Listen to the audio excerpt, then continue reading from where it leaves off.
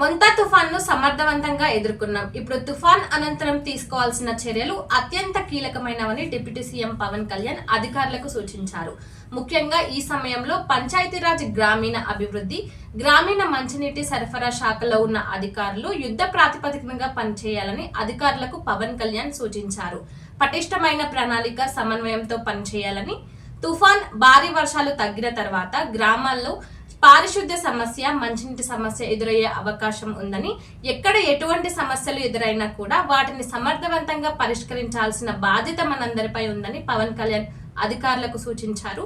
ఇక ఈ నేపథ్యంలోనే తుఫాన్ ప్రభావం తీవ్రంగా ఉన్న గ్రామాల్లో సూపర్ క్లోరినేషన్, సూపర్ శానిటేషన్ కార్యక్రమాలు చేపట్టాలని, అదేవిధంగా తుఫాన్ ప్రభావం వల్ల పాడైన రోడ్లను ప్రాధాన్యత ప్రకారం బాగు చేయాలని కూడా సూచించారు.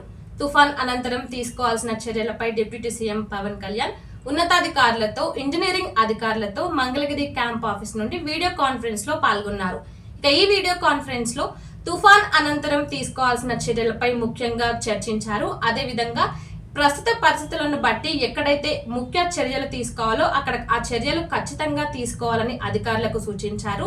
ఎక్కడ కూడా ఎటువంటి సమస్య రాకుండా అధికారులు ముందుండి అందరి సమస్యలను తీర్చాలని కూడా పవన్ కళ్యాణ్ సూచించారు.